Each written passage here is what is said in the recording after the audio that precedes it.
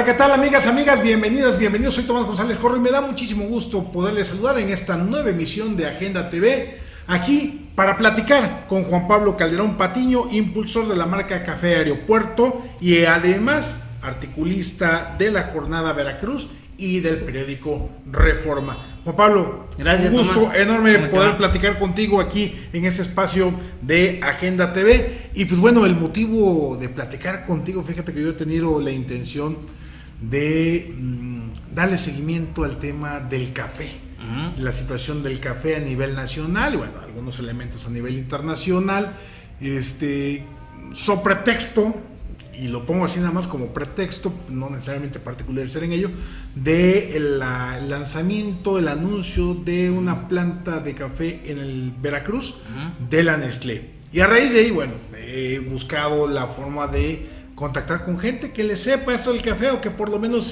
tenga ciertas ligas. Y bueno, tú eres impulsor de esta tu marca de café, el Aeroplano. Aeroplano. Así es. Juan Pablo, ¿cuáles son tus primeras impresiones respecto a la situación del café aquí en México, internacional? ¿Cómo está la situación? Ahora sí, primeras líneas, media hora no nos alcanza para mucho, claro, pero por lo menos sí para ir delineando la problemática del café. Primero, Tomás, muchas gracias a ti por esta amable invitación. La verdad valoro mucho que los medios tengan estos espacios de búsqueda de ideas. Claro. No solamente, creo que el país, independientemente de los temas, tenemos que tener la capacidad de ver el bosque, de ver el paisaje.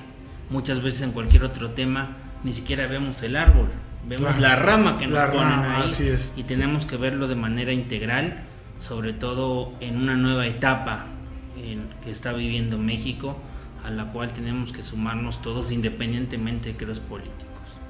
A mí mi historia con el café es una pasión, no solamente de gusto. Mi papá es un agrónomo que se formó dentro del café, crecí con el café, y ahorita que estamos haciendo una marca de especialidad es un recordatorio de esta situación, y el cuadro me parece lamentable para México. Revisando algunos textos, revisando la experiencia y los recuerdos de mi infancia aquí en Jalapa, Coatepec, en mi juventud, cuando éramos niños, la última generación del cuarto de siglo pasado, sí, que nacimos después del 75, que empezamos a crecer. México era el cuarto productor mundial de café. México era prácticamente un país monoexportador. Era el petróleo, recordarás, en aquellos momentos, claro. Pero la segunda fuente de divisas para México era el café, el oro verde. O sea, éramos una potencia. Éramos el cuarto a nivel global, solamente después de Brasil como primer productor, Indonesia, Colombia y México. Hoy después del 89-90 de ese ciclo, que fue una tragedia, ahora te explicaré mi percepción, un poco esa realidad vivida por muchos miles o millones de impacto en familias mexicanas. Hoy salimos del top 10 global de producción. Ese dato se olvida. Claro. Ese dato se olvida, y hoy que Veracruz y México estamos viviendo realidades o fenómenos que no se pueden calificar porque están, y que muchas veces visiones xenófobas o discriminatorias ven a Centroamérica como atrasados, sí. Pero la gran sorpresa que de ese top 10, Honduras ya es el sexto productor a nivel mundial de café. O sea, ese Honduras del que despreciamos a sus migrantes. Que despreciamos a sus migrantes, y que tenemos mano de obra, por cierto, en las comunidades de la cuenca del Papaloapan, en el cultivo de la piña. Así es. Que no se quiere decir. Y mano de obra calificada, que gana menor de lo que ganan los veracruzanos. Honduras, Guatemala, Perú nos han rebasado. Así. Ni por decir de Etiopía, que es el quinto productor a nivel mundial, después de Brasil, de Vietnam, de Indonesia y Colombia, o Uganda en África. Nuestra realidad presenta esos países que impensables, y que había una soberbia de ciertos grupos mexicanos de verlos para abajo. Honduras, Guatemala, Perú, Zimbabue, Uganda, el fenómeno de Vietnam, que se cuece aparte, sí, claro, nos han rebasado. Entonces, algo estamos haciendo mal, ¿no? Y muy mal, o sea, una caída estrepitosa. Claro, algo estamos haciendo mal, que en la última ciclo de cosecha que registra la Organización Internacional del Café, pues estamos por debajo de los volúmenes de 4 millones de quintales de 60 kilos, que es la medida, como tú sabes, del 89-90. Esa es nuestra realidad. Y aquí vienen una serie de efectos o de vectores que hay que reconocer. Uno de ellos es que el café que se produce en 12 estados de la República formalmente, tú sabes que la fortaleza está en 5. Sí, claro. Uno de ellos es Veracruz, es Chiapas, Veracruz, Oaxaca, Puebla y Guerrero como los grandes productores. Y esto ha despertado nuevas realidades crudas, como la migración de núcleos de poblaciones cafetaleras hacia otras áreas del país, desplazamientos internos o hacia Estados Unidos. Que esos estados son más que Centroamérica geográficamente hablando. Exacto. O sea, de ese tamaño es, Centroamérica ha levantado en cuanto a su nivel de producción, estamos abajo de estos países que ya mencionaste, pero nosotros con el territorio cafetalero tradicional, ya caímos por abajo de estos países. Sí, y yo creo que la gran pregunta es ¿por qué? Creo que no hay verdades ocultas ni tampoco verdades supremas, pero yo sí creo, y te lo digo abiertamente con tu auditorio, que la mano visible del mercado para un cultivo, que no nos hagamos tontos, más del 90% son productores minifundistas entre 5 y 7 hectáreas. Claro. Y donde más allá de la mitad de esos productores son de raíces indígenas, con mucho orgullo, que esa deuda que tuvieron, o más bien ese aporte que tuvieron a las divisas nacionales, hoy siguen estando como una de las regiones más pobres, porque hay una responsabilidad social y una responsabilidad política. Claro. En México esa fue la razón de ser, y no estoy añorando tiempos pasados, estoy diciendo la realidad, el nacimiento del Instituto Mexicano del Café. Claro.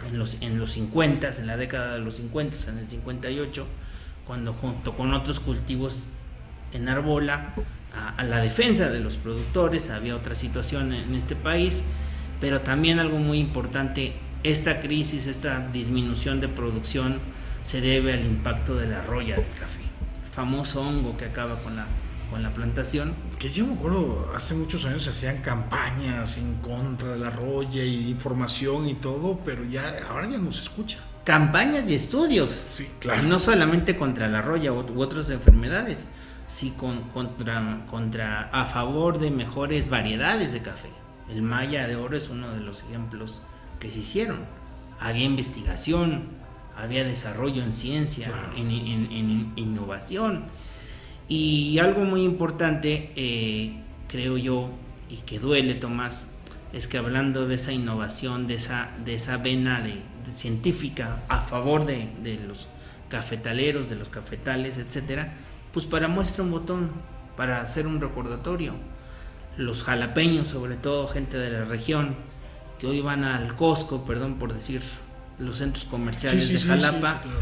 Ese era el centro de investigación contra la roya y a favor de mejores variedades de café. Esos plantíos de desarrollo de la cafeticultura nacional hoy son un centro comercial. Claro. O sea, el tema no ha sido una crisis a partir nada más de fenómenos externos. Claro, claro. Hay una mala costumbre en México que se pierde de vista la capacidad de la misión de una institución por casos de corrupción. Y lejos de castigarla a los corruptos, se desaparece la institución. De un plumazo, eso no sirve. Se acabó. Porque hubo corrupción o hay apreciación de corrupción. Fue el caso del IMECAFE. Claro. Mi gran pregunta es que los órganos de defensa del productor, o de defensa o desarrollo de innovación, de tecnología, de capacidad de regulación en el buen sentido de la calidad del café, en nuestros competidores de Guatemala a Colombia existen, en Brasil existen, en África existen. Entonces dejaron solos a los productores y en un universo que la gran parte de la producción son de minifundistas, con un factor dramático, la falta de crédito. Claro, a ver, no se trata aquí de estar en contra del combate a la corrupción. No, desde Ahí luego estamos que no. a favor. Exactamente. El asunto es de que si se detecta desde el gobierno que una institución pública hay situaciones de corrupción, pues hay que limpiarla, Claro. ¿no? Aquí el problema es que se aprovechó para eliminar una institución de apoyo a los cafeticultores y además se les arrojó al mercado. Se arrojó al mercado porque tú recordarás en finales de los 80, 90, uno de los pocos precios que se daban en una franja entre compradores y vendedores, uno de los pocos productos era el café, Sí. que había una banda del mercado de la Organización Internacional del Café en Londres, y México se sale del convenio de la Organización Internacional del Café. Para muchos críticos, México se convirtió abiertamente, lo han dicho, en esquirol de Estados Unidos, Así es.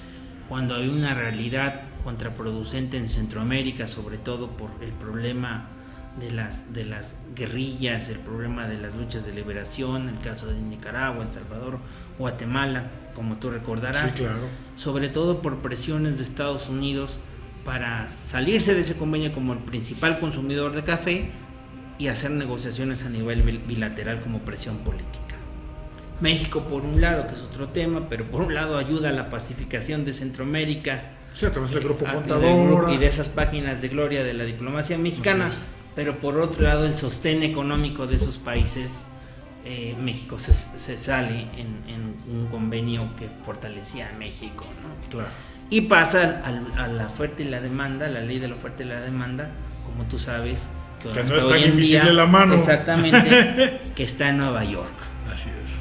Entonces hemos sufrido también un proceso de desnacionalización también del tema de la exportación de todo el fenómeno cafetalero, y te reto que me digas si todavía quedan muchas de las grandes familias exportadoras de los años 70, 80 y 90. No, se han cambiado las grandes transnacionales suizas, holandesas, británicas, de Estados Unidos aquí en México. Y esa crisis del precio impactó tanto que también tuvo una terrible consecuencia, las heladas de esa época. Claro. Fue un doble golpe a la economía regional de todos estos estados, enfatizando estos 5. Y ahora lo que hemos visto es que esos capitales que tenían parte del beneficiado de la exportación, etcétera, pues las nuevas generaciones no les ha importado, o creen en su justo derecho legítimo de dueños del capital, de sus propios intereses empresariales, que el café ya no es una actividad primaria, es una actividad de negocio. Entonces ve lo que estamos viendo hoy en día aquí en nuestro entorno, como Jalapa, Coatepec. Las que fueron plantaciones cafetaleras hoy son fraccionamientos de lujo, o fraccionamientos, o bodegas. Entonces hemos perdido esa capacidad en un tema que no es exagerado decir que es un tema de seguridad nacional, porque si sincronizamos el mapa cafetalero con la geografía nacional y la geografía regional, sobre todo en Oaxaca, en Guerrero y en Chiapas, no hay que ser mago para ver que los focos guerrilleros que han estado en este país desde los años 60-70 están en las regiones cafetaleras, claro, hasta Chiapas, en los altos de Chiapas, con la historia que sabemos del EZL. Así es. No estoy criticando, no estoy condenando, estoy poniendo una realidad. Ahí está. Una realidad, ni se diga el caso de Guerrero con Atoyac de Álvarez, claro, donde más allá del movimiento magisterial de Genaro y de Lucio Cabañas, hay todavía focos de esa violencia. Entonces te das cuenta que el café es una responsabilidad política, es una responsabilidad social, y lo más duro es que si secuestró esa agenda con los factores que te estoy diciendo de los empresarios, si había esa visión tecnócrata neoliberal de que nos sale más barato el café de fuera, porque hemos transitado de ser un país exportador y productor de café a ser un país exportador y productor en menor medida, pero también importador. En altísimo grado. Exactamente. Y de pésimo café. Y de pésima calidad.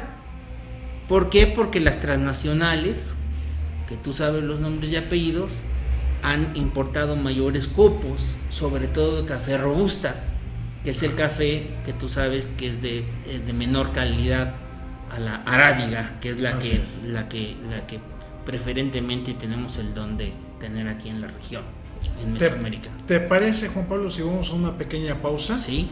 Y regresamos ya justamente con esta, para seguir bordeando sobre esta parte que estás comentando. Claro. No se nos despegue, eso es Agenda TV, estamos platicando aquí sobre el café. Usted bien sabe que no soy un experto en café, no llego ni siquiera a catador, pero soy un consumidor consuetudinario del café. Así que no se nos despegue, regresamos, estamos en Agenda TV.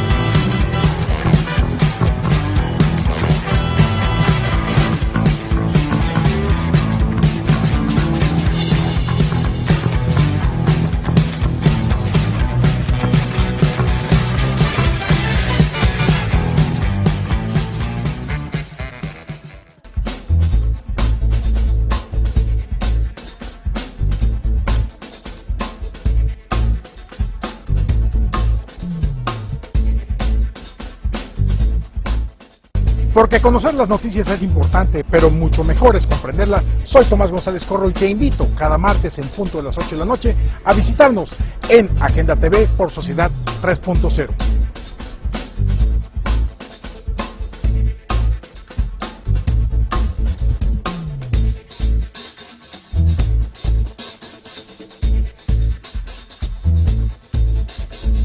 Te invitamos a que nos sigas en nuestras redes sociales como Sociedad 3.0 y Agenda MX, Facebook, Twitter y YouTube.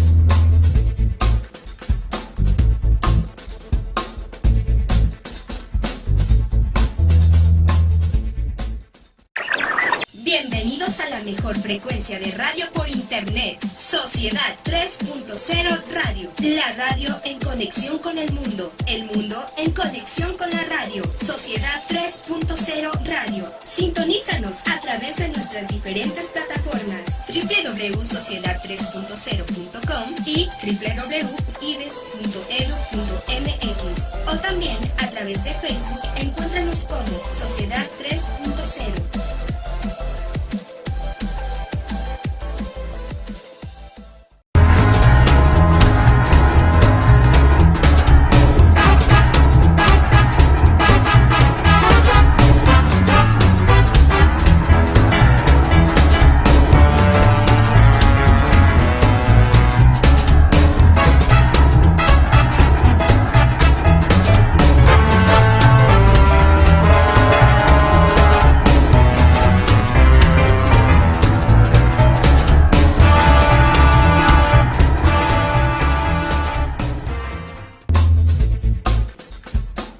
Bien, muchísimas gracias por seguirnos acompañando aquí en Agenda TV. Estamos platicando con Juan Pablo Calderón Patiño, impulsor de la marca del café El Aeroplano y además articulista de la Jornada de Veracruz y el Reforma. Oye, Juan Pablo, entonces, este asunto del café, tú decías, bueno, es la entrada del neoliberalismo, todo ese rollo, pero yo pregunto, ¿realmente es un asunto de neoliberalismo? O sea, ¿realmente es un asunto de competencias o es un asunto de monopolios?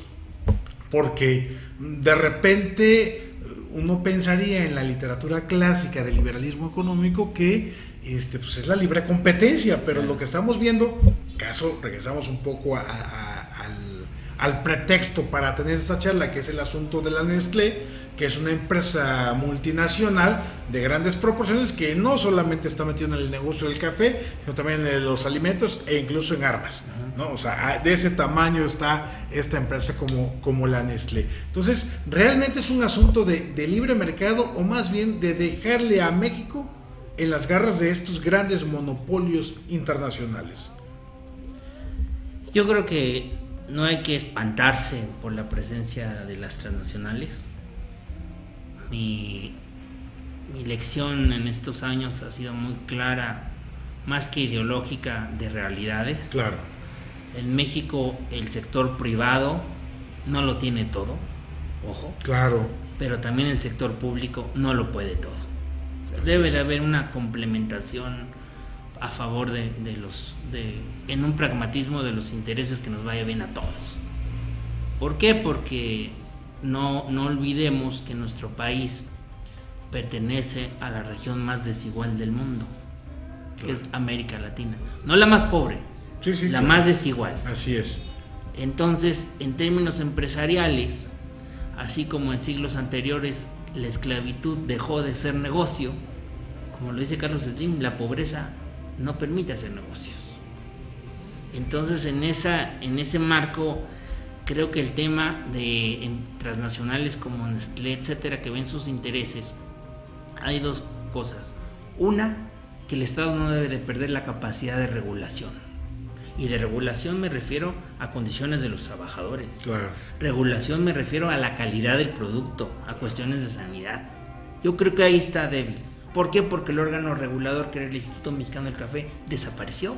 Y no hay ningún elemento sustituto de él mismo. Exacto.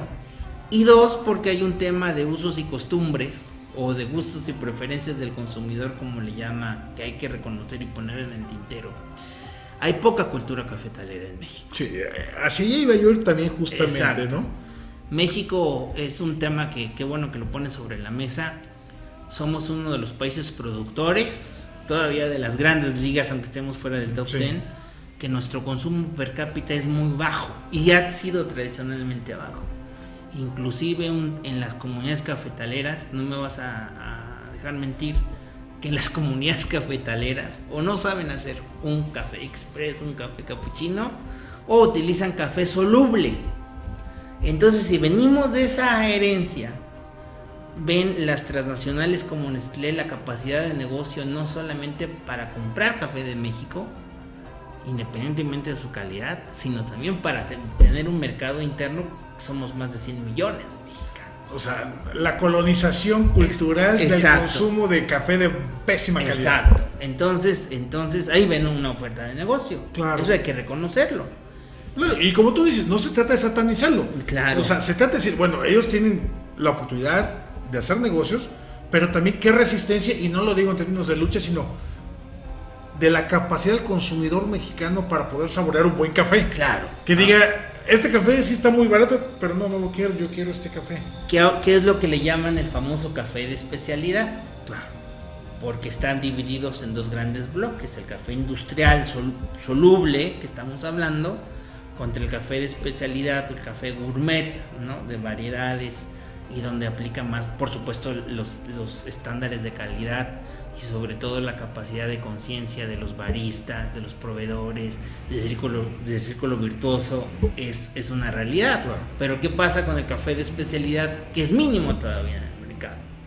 La verdad que los últimos años, con el boom de nuevas cadenas y demás, ha aumentado el consumo per cápita de café en México, pero sobrepasamos a duras penas el 1 kilo 200, 1 kilo 100 gramos, frente a países productores como Brasil, que está superior a 5 kilos, por ejemplo. Todavía países productores, ¿no? Pues no, sí, claro. Porque si te vas a los países consumidores, los escandinavos consumen más de 10 kilos más de 11 kilos los países europeos, ¿no? Entonces no es un tema nada más de exportación, es un tema también de desarrollo de calidades del mercado interno.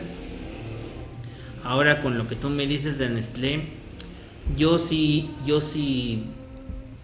pongo un indicador que lo ha dicho el nuevo gobierno federal y lo ha reconocido con preocupación: es que la inversión extranjera directa en México está disminuyendo. Estamos dejando de ser rentables para grandes inversiones productivas, Claro. No inversiones de portafolio, capitales golondrinos, sino las que crean empleos. O sea, la que vienen a poner los fierros aquí. Exactamente, y que crea cadenas productivas. Las armadoras automotrices, en este caso el anuncio que tú me estás diciendo de Nestlé. Yo también puedo entender el reto que es para un nuevo gobierno que ha enarbolado el cambio social. ¿Qué prefieres? ¿Dejar a la gente a la merced de los grupos delincuenciales o a la migración? ¿O ponerles en alturas bajas, entre 300, 500 metros, 600 metros, donde se da robusta, que se cultive robusta? O sea, es un tema... Es un tema de dilema. Es un tema de dilemas. ¿Quieres desarrollar trabajo o qué? ¿No? Sí entiendo que es una inversión importante. Creo que no tiene que ver nada con el café de especialidad, de todas maneras. Pero es un tema que, más allá de las regulaciones, es eso, de gustos y preferencias del consumidor. Hay que educar a la gente en el tema del consumo de café con mejores variedades, sobre todo con un café de calidad, y eso va a tomar tiempo. Yo sí creo que debe de haber mayor capacidad de regulación del gobierno mexicano con una instancia. El presidente López Obrador ha dicho que se va a crear el Instituto Nacional del Café. Habrá que ver dos columnas importantes: el anuncio, más allá del anuncio ante la prensa, cómo va a estar constituido, y el presupuesto que se va a estar destinado. Sí, pues las prioridades se van al presupuesto. Porque si vemos los últimos presupuestos nacionales del último gobierno, más o menos eran 200 millones de pesos para el desarrollo de la cafeticultura nacional. O sea, nada, para el valor que da además. Claro.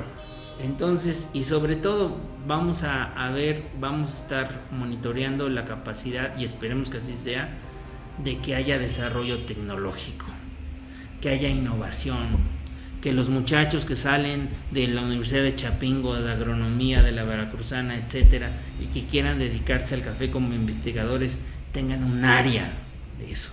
Claro.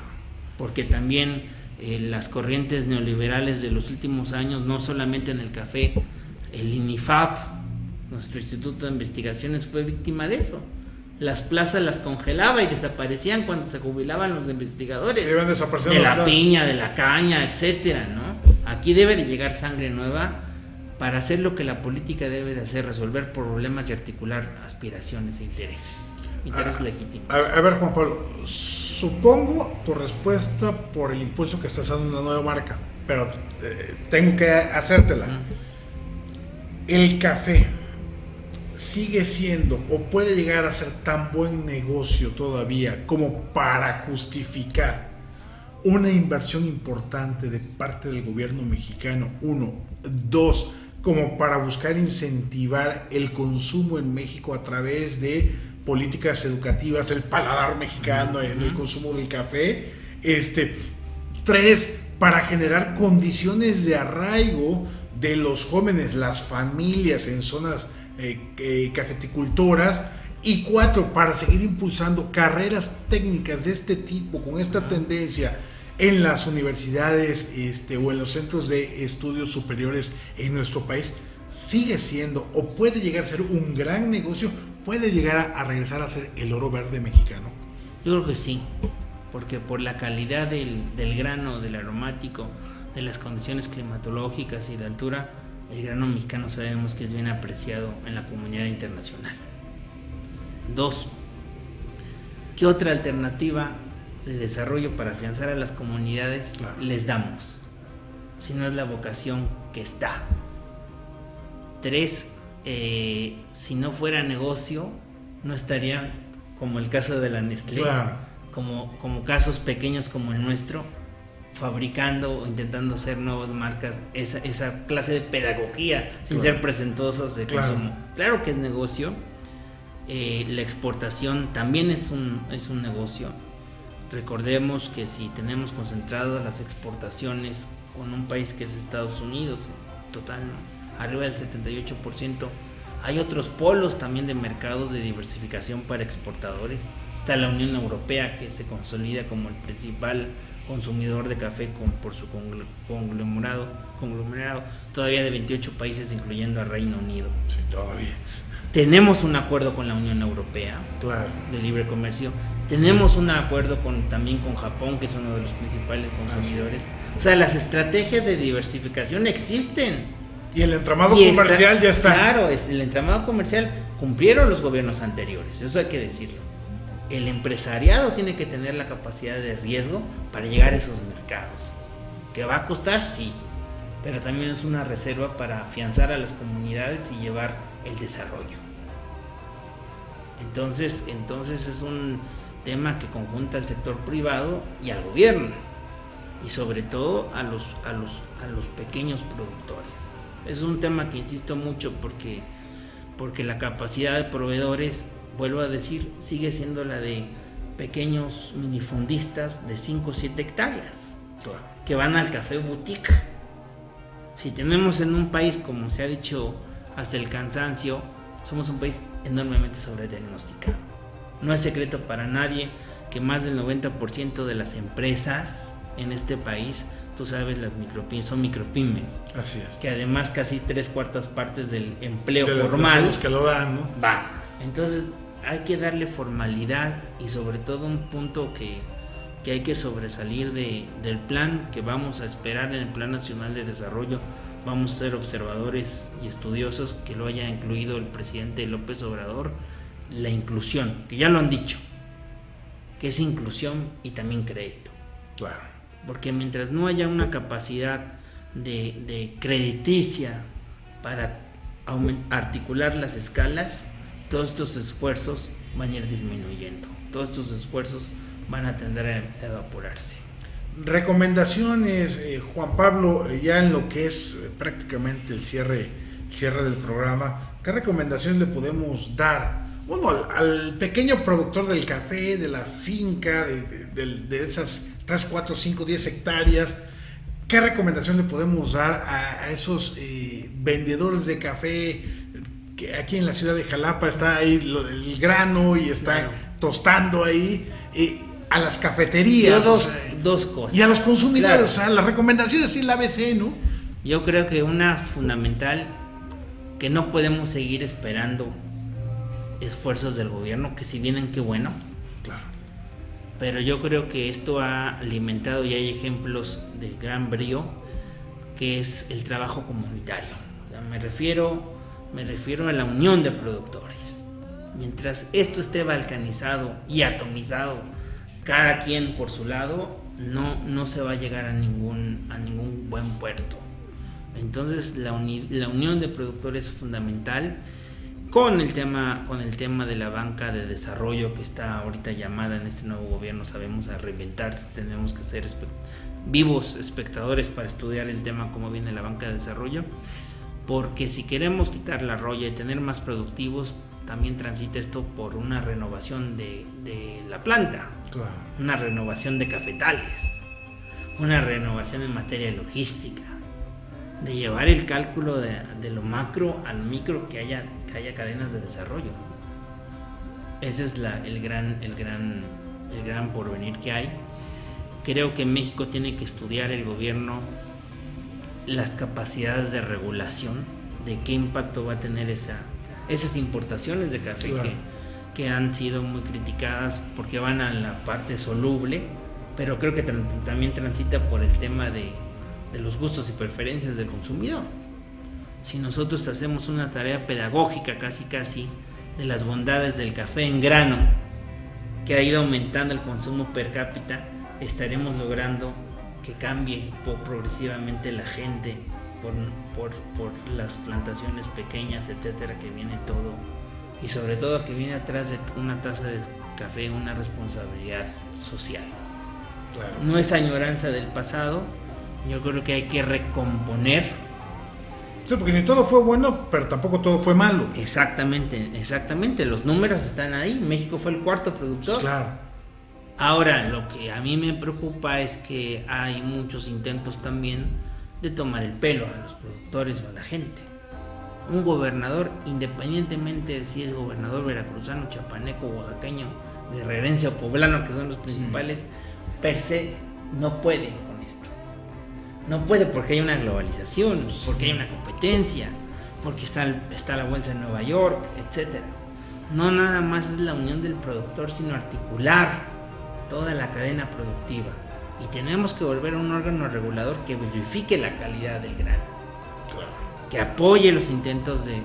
Además, dijeras, es que no hay gente, muchos no hay especialistas, no hay especialistas, es el colmo que muchos de los grandes agrónomos, genetistas, etcétera, en la materia que alguna vez estuvieron en el café, siguen siendo llamados a dar conferencias a la Organización Internacional del Café en Londres, a programas de la FAO, etcétera. O sea, tenemos un cuerpo docente académico de investigación lo suficientemente sólido para darle sostenimiento al café. Exactamente, al café. O sea, esto no es nacer de cero. Es una actividad, como tú sabes, bicentenaria, desde que llegaron las primeras matas de café. Está la controversia si fue Córdoba, si fue del Pacífico, etcétera, pero la vocación está en estas tierras. Claro. Ahora, sí, con independencia del café, el gran cuestionamiento que se le hacía a esos grupos que borraron el Instituto Mexicano del Café y que consideraron que era mejor importar el café que sembrarlo aquí, la dura crítica hacia ellos es que no ofrecieron una alternativa de desarrollo para esas comunidades. Ese es el problema. Otra actividad productiva. Y se dejaron al garete. Ya para finalizar, Juan Pablo, ¿sería posible como una alternativa pensar en marcas de pequeños productores que vayan generando propias marcas? Ahora sí, que en lugar de que venga la Nestlé y compre todo el café, sean ellos que pongan su café para una sola marca, quizás sin descuidar sus propias marcas. Digo, todos de una u otra manera han venido haciendo su lucha. Más que la marca es como el tequila, el caso de Jalisco. Hay un órgano regulador de la calidad del tequila y hay muchas marcas, pero que buscan pelearse que tenga la palomita del órgano regulador en la calidad.